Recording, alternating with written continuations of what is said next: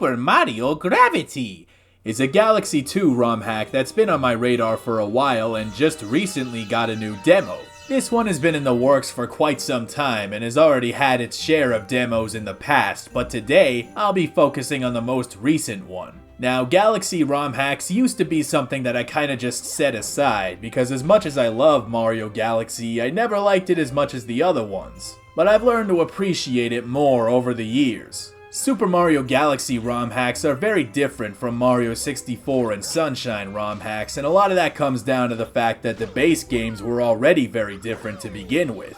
The thing about Super Mario Galaxy is that the game is driven entirely by whatever funky new ideas that the levels themselves are built upon. Games like Mario 64 and Sunshine are so fun because of the movement, so the key is to make levels that are open and layered to facilitate exploration and make you experiment with Mario's acrobatic toolbox. Mario is so snappy and versatile, he can just go absolutely hog wild in these games, which means that the level design priorities are very different than something like Galaxy, which dialed Mario's own abilities back, slowing him down and making him more limited, and by doing so, shifting the focus to the crazy level designs and more incidental mechanisms. Every single stage hits you with new mechanics and ideas, giving you a lot of variety, and that's what these ROM hacks intend to do.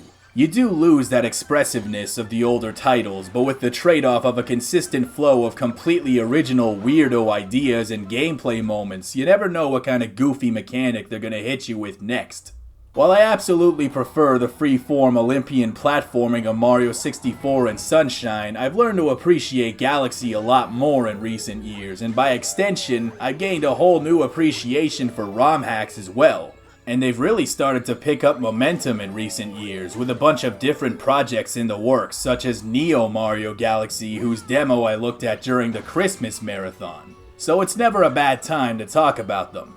Super Mario Gravity is both fun and inventive. Even though I haven't played quite as many Galaxy ROM hacks as Mario 64, for instance, there are things I noticed that I don't recall seeing very much of before. You got this little custom cutscene in the opening of the game showing a news report of strange comets entering the atmosphere before the signal cuts out, and the entire house shakes Mario awake. There's the one level where instead of flying through space and landing on the ground, Mario actually arrives on a train, steps out of the train, and does a little spin. Little details like that are minor on their own, but when they start to accumulate, they begin to add a lot to the unique identity of the game, and I imagine the full game will contain a lot of stuff like this. This demo has 4 levels that, to my understanding, have not appeared in any of the previous demos, and for a game that's still a ways from completion, the levels feel very polished. The game is largely free of weird jank and unfathomably obtuse gameplay moments.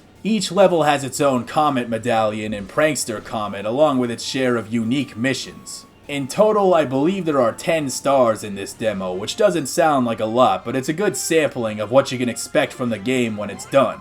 Levels have their share of secrets, whether those be little surprises like garbage cans full of star bits or side missions that you need to really stay on the lookout for. This big city level might be my favorite. It's like a more linear version of New Donk City. Dangerous construction zones, highways, some dude living in an apartment who keeps chucking chain chomps out his window. Basically, it's just like Toronto. Winter Wonderland level that's actually a lava Wonderland level. Again, just like Toronto. Haunted gas stations surrounded by ghosts, that's what you see when you try to leave Toronto. Then you have Gravbuster Galaxy, which is built around these cubic and prismic gravity platforms where only one face is gravitized at a time. You can have a lot of fun with something like this.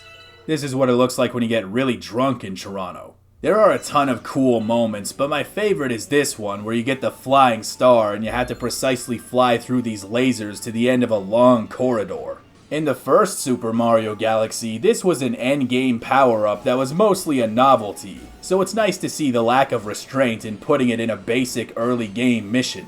The original Super Mario Galaxy is a famously easy-going game, the second game slightly less so.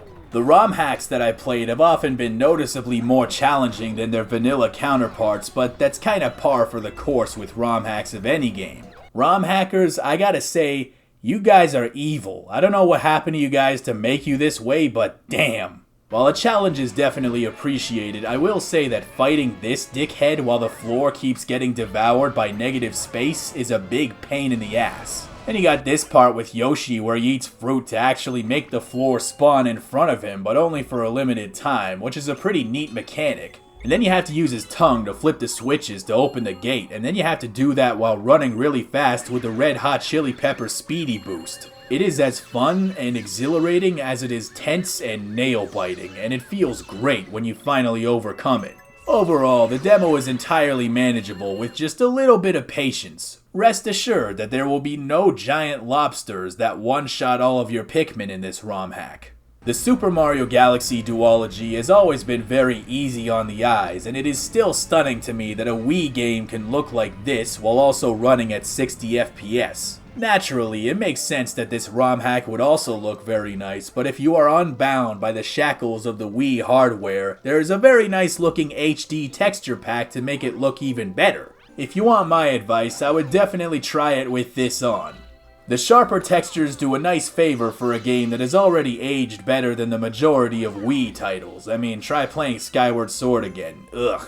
This mod even comes with options to change the HUD size in case you found it too big and invasive initially. And as much as I complain about Galaxy being too forceful with the camera system, there's no question that it can create some remarkably picturesque moments. I mean, just look at that view. But even more impressive than the visuals has gotta be the music. It sounds very good and it sounds very authentic to the point that, at first, I thought it was just ripped from the existing titles, but from what I understand, these are original tracks that, while they take very clear inspiration from the existing songs from various Mario soundtracks, are still their own thing.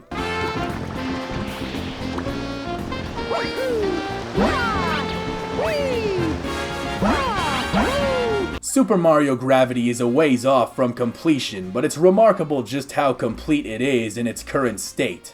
The demo, in its wisdom, chooses 4 levels that are all very distinct from each other, demonstrating the variety that we can presumably expect from the full game once it actually comes out in 300 years. And based on some of the footage I've seen of the older demos, I think that's a pretty educated expectation. I hope it doesn't actually take that long, but whenever it comes out, I'm sure it'll be worth the wait. This is a damn good demo which lasts for over 90 minutes, which makes it longer than some entire completed hacks that I've seen, so it's dense for a demo while also not being a massive time commitment. I guess what I'm trying to say is, it's good. And with that, I want to thank you for watching and wish you a happy Easter in case I don't see you again by or on Sunday. Thank you so much for watching my video.